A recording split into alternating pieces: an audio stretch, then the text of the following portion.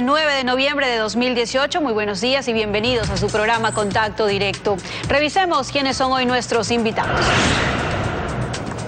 Fabricio Villamar, asambleísta de Creo por Pichincha, denunciante del caso de la legisladora Norma Vallejo. Revisaremos el caso Balda y el camino que aún falta por recorrer, y los casos de las legisladoras Sofía Espín y Norma Vallejo. ¿Habrá espíritu de cuerpo en la asamblea? Lo revisaremos. También estará Manuel Gonzaga, representante legal del pueblo Montubio. Apoyo para que el Consejo de Participación Ciudadana y Control Social no sea eliminado. Si no es suprimido, ¿qué reformas proceden? ¿Debería ser solo un organismo de lucha contra la corrupción? ¿Cómo designar a las autoridades de los órganos de control? Fiscal, Contralor, Consejo Nacional Electoral, etcétera. Además, nos acompañará Adriano Wanfei. Él es gerente general de la empresa estatal china CIEC, proveedora de seguridad electrónica. CIEC es la proveedora de los 2.400 dispositivos electrónicos, los grilletes con que cuenta el Ministerio de Justicia. ¿Funcionan o no se han seguido los protocolos para su efectividad? Lo examinaremos. La Asamblea Nacional dilata la votación para decidir sobre la destitución de la legisladora correísta Sofía Espín, que estaba prevista para ayer. La sesión se suspendió por pedido de la asambleísta María José Carrión, quien pidió que se retome en 72 horas para dar la oportunidad a Espín de que presente sus pruebas de descargo. Por favor. Así terminó la sesión en la que se debía votar sobre la destitución de la asambleísta del correísmo, Sofía Espín. Necesitaban 91 votos, pero la decisión se pospuso.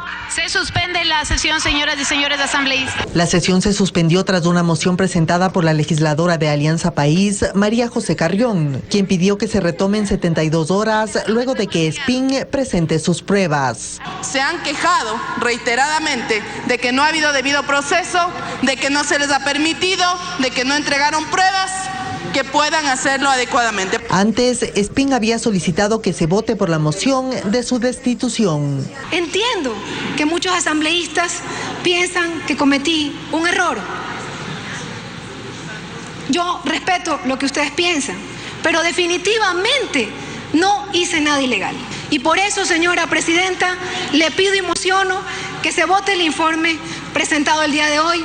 Estoy segura que brillará la verdad. Suspendida la sesión, estas fueron las reacciones. Entendemos que no había los votos, y entonces, ¿cuál es el ejercicio de la democracia? No hay los votos y reabren el proceso.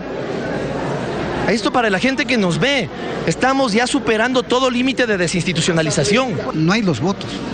Los votos habrá, porque yo no puedo concebir que legisladores se ausenten. Hoy, por ejemplo, faltaron cerca de 5 legisladores, con cuyos votos fácilmente se llega a 94. En la sesión también iba a tratarse la destitución de la asambleísta Norma Vallejo. Ella no asistió. Su abogado envió un comunicado indicando que sufrió un quebranto en su salud.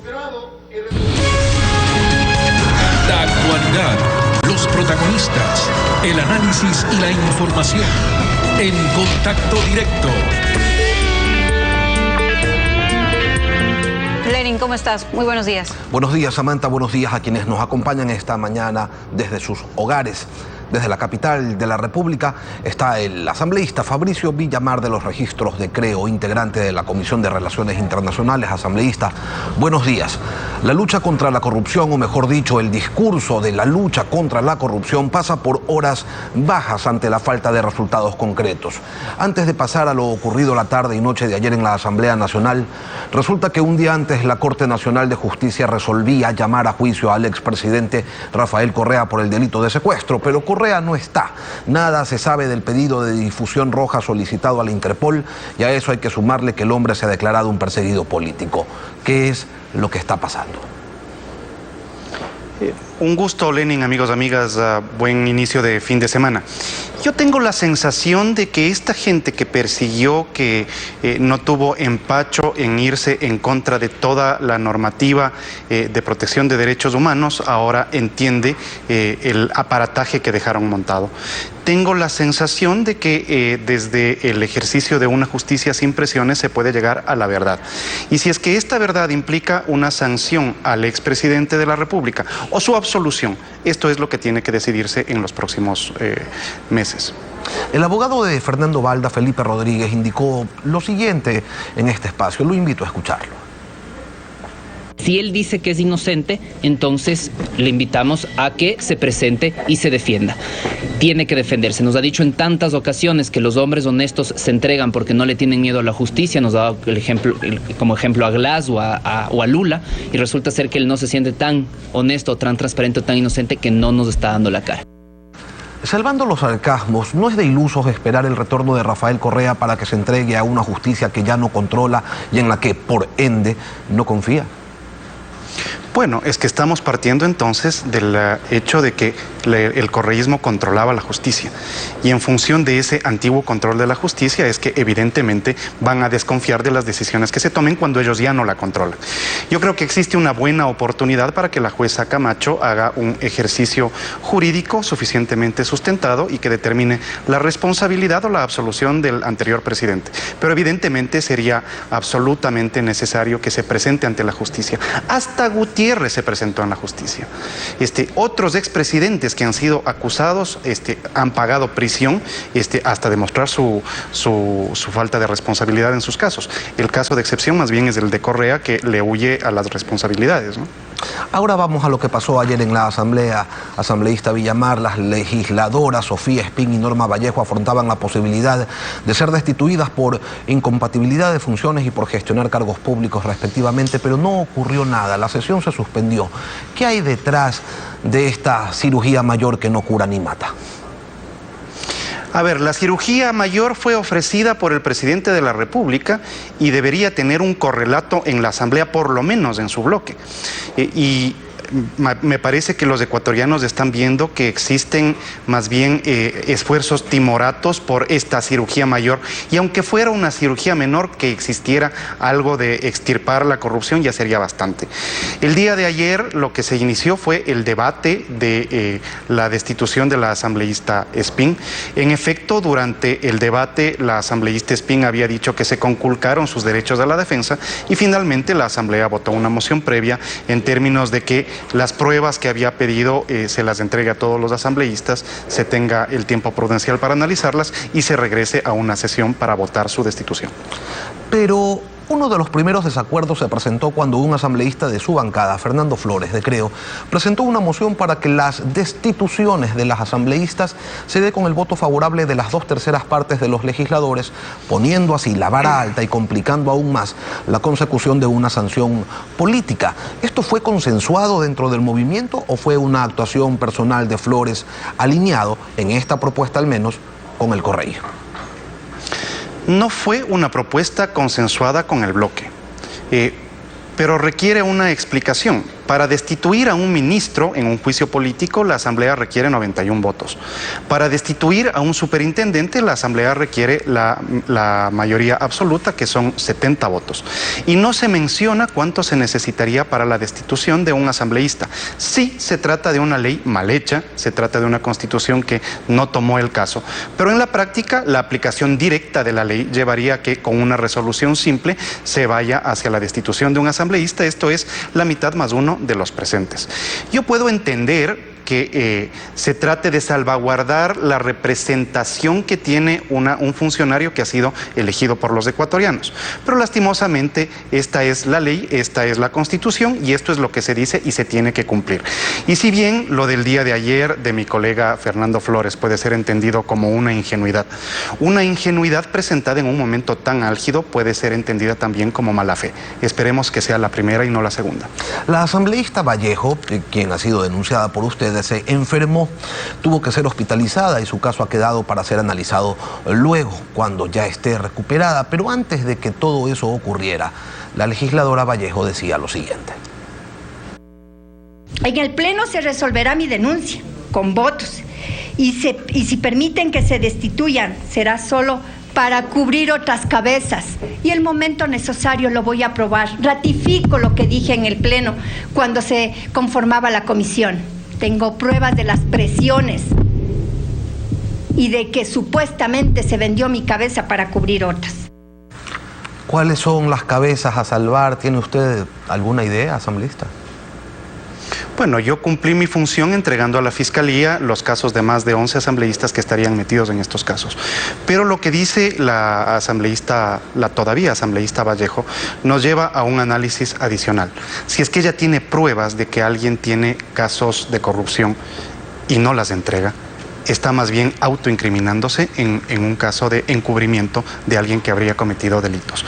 Entonces, hay ratos en que parecería que la asambleísta se defiende mucho mejor mientras está callada o está ausente. Si es que por esta vez ha estado diezmada de su salud, es entendible que no haya ido. Primero se le investigó a Norma Vallejo por el cobro de dinero a sus colaboradores, pero resulta que también ha estado gestionando cargos públicos. ¿Las pruebas de esto, le consulto, son solo los chats y los audios o hay más? Mire, los chats, los audios, las copias de los depósitos hechos en cuentas de ella o de cuentas cercanas a ella por disposición de ella han sido presentadas a la comisión. La comisión elaboró un informe que recomienda la destitución por unanimidad. En esa comisión hay gente de Alianza País y también recomiendan la destitución. Yo todavía no estoy muy conforme con el texto de esa resolución, porque básicamente se la destituye por la gestión de cargos. Y la interpretación que hace la comisión, una interpretación respetable también, es que el tema de los diezmos también podría ser entendido como gestión de cargo. Yo creo que este es un tema que hay que aclararlo suficientemente bien, de tal manera que se siente un precedente para que quienes han estado metidos en este tipo de ilícitos ni se les ocurra volverlos a hacer, porque existiría ya una causal establecida por la Asamblea con una votación para destitución para que quienes le han metido la mano en el bolsillo a sus trabajadores no lo vuelvan a hacer. Yo tengo una preocupación sobre esto, Lenin, y es que todo el mundo ha enfocado esto desde el punto de vista de la corrupción, y está bien, sí, este es un acto de corrupción, pero nadie lo está enfocando desde el punto de vista de la defensa de los derechos de los trabajadores. La Comisión de Defensa de los Derechos de los Trabajadores en este punto no ha dicho absolutamente nada. La Comisión de Control de la Corrupción de la Asamblea no ha dicho absolutamente nada. Entonces es evidente que los ecuatorianos tienen que ponerle el ojo a la Asamblea para ver cómo mismo se va a votar los próximos días. ¿Y quién preside la Comisión de Lucha contra la Corrupción de la Asamblea?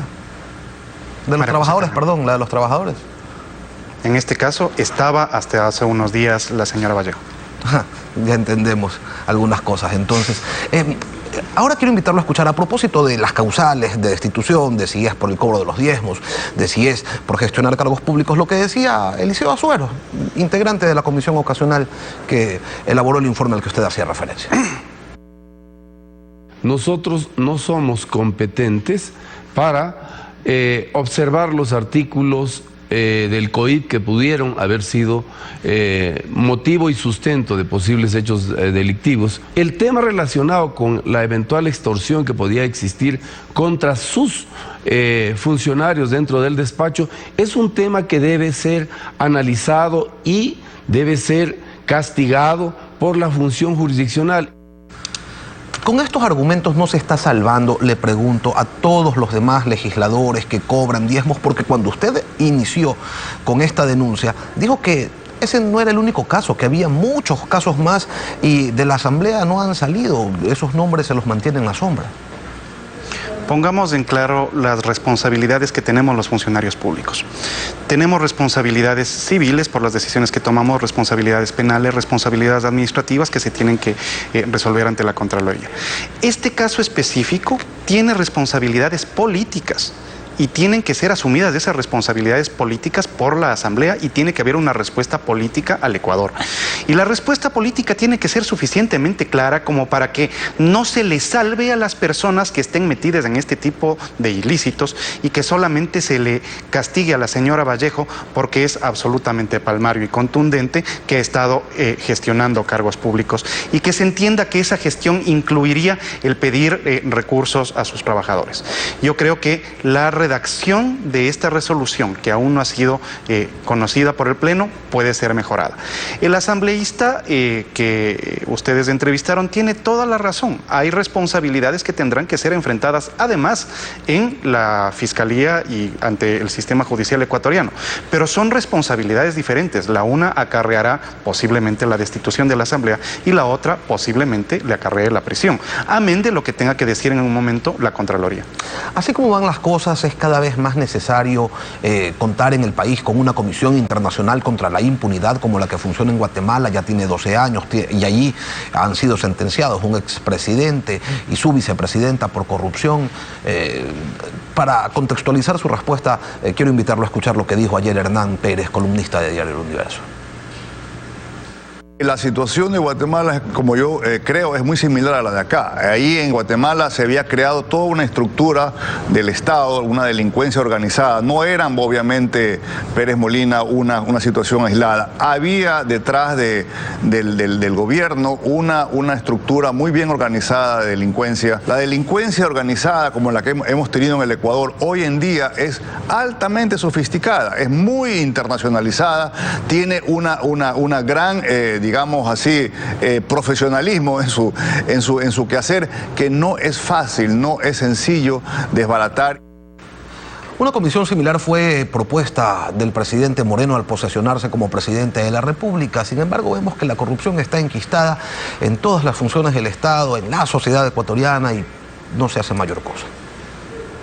Nosotros desde la Asamblea habíamos pedido que se vote el pedir la conformación de esta comisión. Evidentemente la gente del correísmo no dio los votos, pero creo que el punto está en otra parte.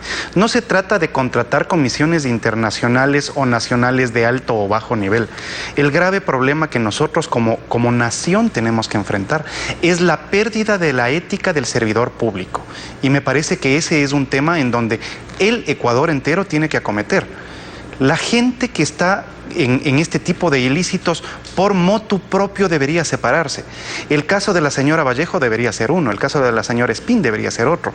El caso de quienes estuvieron a cargo de del control del prófugo de la justicia debería ser otro, en donde por decencia, por respeto a la República, primero deberían presentar la renuncia y después las explicaciones y no los justificativos por los cuales quedarse en sus cargos.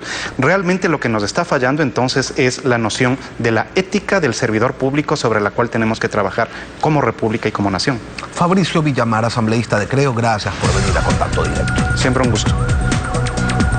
Y tras la pausa, Manuel Gonzaga, representante legal del pueblo Montubio, apoyo para no eliminar el Consejo de Participación Ciudadana. ¿Qué reformas proceden entonces? En pocos minutos estamos de vuelta.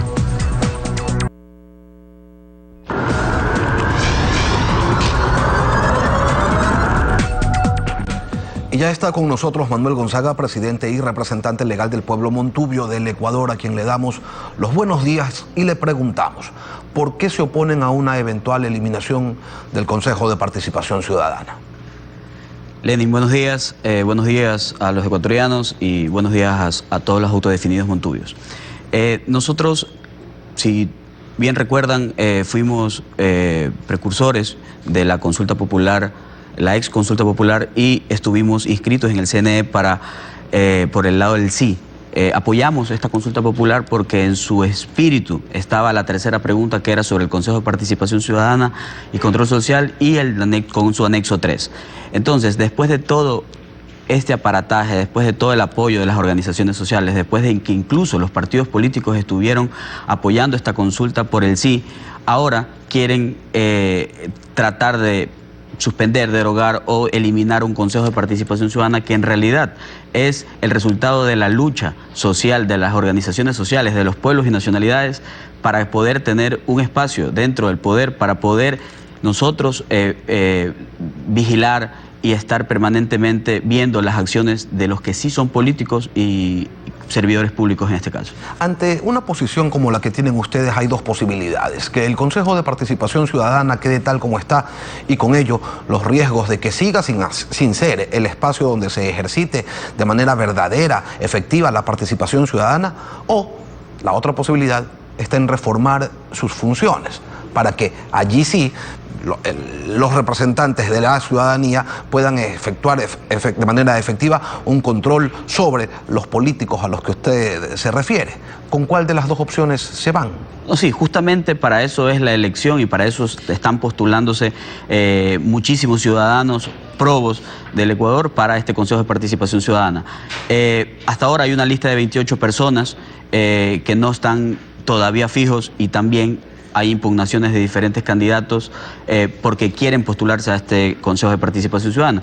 Eso lo elegirán las personas mediante el voto popular y para eso fue que se inició con una consulta anterior. Entonces, en este momento lo que quieren hacer es cambiar o reformar. Primero, la estructura del Estado, mediante el artículo 441 de la Constitución, dice que no se puede cambiar la estructura del Estado. En este caso, la única forma que podrían hacer los partidos y la partidocracia, en este caso, que quiere eliminar el Consejo de Participación Ciudadana, la única vía es mediante una asamblea constituyente. Pero que también nosotros estamos prestos a mantenernos en resistencia en el caso de que quieran tocar el Consejo de Participación. ¿Usted cree entonces que el Consejo de Participación Ciudadana debe mantenerse con las mismas funciones que tiene hasta ahora?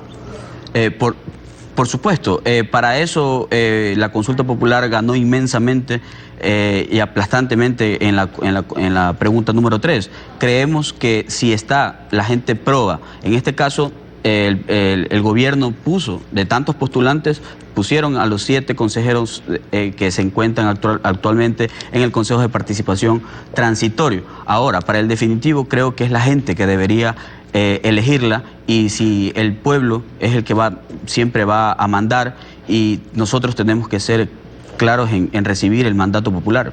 Es decir, es un acto de fe y confiar en que las personas que sean electas, ellas sí cumplan con la labor constitucional que está desde el principio, desde Montecristi, pero que por el Consejo cesado no las ejecutó. Una de las cosas, de las muy pocas cosas que hicieron en el anterior gobierno, muy pocas digo porque la mayoría fue lo que acabamos de ver en la anterior entrevista, de que hay demasiados delitos de corrupción.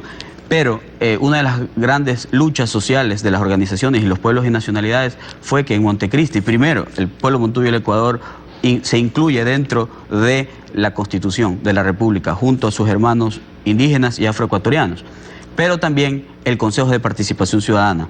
Y creemos que esta es la oportunidad para que las organizaciones, los pueblos y nacionalidades tengan justamente ese poder para ser vigilantes de todos los procesos y obviamente de todos los servidores públicos a nivel nacional.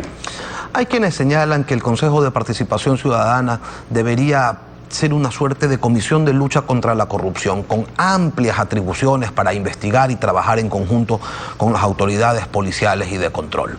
¿Le parece? Eso no es una opción. Hay una lucha contra la corrupción. Pero con amplias atribuciones, no simplemente eso de que pueden investigar y ya, y las investigaciones quedan en un saludo a la bandera, sino hacer una reforma para que de verdad cuenten, para que de verdad puedan intervenir. O sea, una cosa distinta. No, eso tampoco da garantías de que esto va a servir. Si ya tenemos un Consejo de Participación Ciudadana que ahora va a ser el definitivo, nosotros tenemos como organizaciones sociales y pueblos y nacionalidades, tenemos que luchar justamente para que se respete el mandato popular que se dio en la última consulta popular. En eso nos mantenemos y nos mantendremos, ya que para eso están las organizaciones, para defenderse unas a otras y poder salir avante sobre el tema, ¿no? ¿Y por qué razón ustedes, como pueblo montubio, consideran que debe mantenerse la atribución en el Consejo de Participación Ciudadana de designar a las autoridades de control, que es lo que tanta polémica ha generado, ¿no? Tomando en cuenta que el Consejo cesado lo que hizo fue entregarle en bandeja de plata al gobierno anterior todas las instituciones y entonces allí se conformó una suerte de asociación en donde todo pasaba, nadie controlaba, ocurría corrupción, nadie observaba, la dictadura del partido único. Sucedió en el primer Consejo de Participación Ciudadana, sucedió poniendo a dedo a los consejeros. Sabemos que no hubo un trabajo transparente, justamente para eso es el Consejo de Participación Pero sí Ciudadana. sabe usted que la gente se equivoca también en las urnas, ¿no? Que el hecho de que se vaya a elegir no nos garantiza que vayan a ir los mejores representantes a ese organismo. Justamente eso es lo que venimos. Por ejemplo, ayer estuvimos en Quito viendo y siendo veedores de que las personas más calificadas y probas de este país sean los que estén dentro de esa lista de los candidatos al Consejo de Participación Ciudadana. Para nosotros es el momento, creemos que el poder ciudadano, justamente para la fiscalización y para que todos los servidores públicos, claro, incluidos los que participan mediante elección popular, que son de los partidos políticos, que a eso se deberían dedicar y no obviamente a pedir de que se derogue o se elimine el Consejo de Participación Ciudadana, que es lo único que tenemos las organizaciones sociales y los pueblos y nacionalidades. Manuel Gonzaga, representante legal del pueblo Montuyo, gracias por acompañarnos aquí en Contacto Directo. Gracias a ti. Breve pausa y cuando regresemos, Adriano Wanfei, gerente general de CEIJEC, la empresa que proveyó los grilletes de vigilancia para quienes se les sustituye la medida de prisión. ¿Cuáles son los protocolos para su funcionamiento? ¿Sirven los grilletes? Ya volvemos.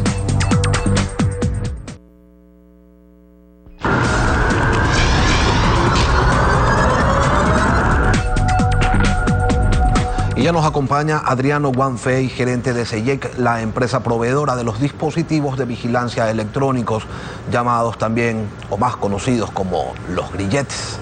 Buenos días. Sí, muy buenos días con todos. Aquí es un gusto poder estar aquí para explicar y aclarar las cosas. Muy buenos días. Se ha denunciado que los dispositivos presentan múltiples fallos y que por ello es que Fernando Alvarado y otros han logrado retirárselos sin problema. ¿Cuál es la versión de su empresa sobre lo que ocurrió? Sí, nosotros como empresa de la provisión de los equipos, lo que hemos hecho es la provisión e implementación de todo un sistema para vigilancia electrónica de las PPRs. Entonces, en este caso específico del señor Fernando Alvarado, según nuestro análisis técnico, el sistema y los equipos, o mejor dicho, el equipo del señor Fernando Alvarado no ha presentado ninguna falla tecnológicamente, porque eso tampoco dije yo aquí, sino han sido dicho por las autoridades competentes ante el público y ante la rueda de prensa, ante la Asamblea Nacional también. Es decir, el equipo alertas. emitió todas las alertas, el equipo advirtió que estaba siendo manipulado, eso llegó a la plataforma sin ningún problema, ¿de todo eso tienen registro? Sí, efectivamente, después de la revisión técnica que hemos hecho del sistema, están registradas todas las alertas reportadas por este dispositivo, incluye alertas de batería baja, alertas de equipo apagado, también incluye muchas alertas de pulsera quitada. Entonces, lo que sí podemos ver dentro del sistema es que el equipo funcionó y emitía todas las señales y todas las alertas. Entonces, si el equipo y el sistema funcionaban sin problema, eso implica que hubo una inobservancia de las alertas que el dispositivo había emitido, que algún funcionario no hizo caso a las 245 alertas que generó. De eso estamos hablando entonces. El equipo avisó y hubo alguien que decidió a esos avisos hacerlos a un lado. Nosotros como empresa proveedora de todo este sistema, lo que podemos garantizar es la parte tecnológica.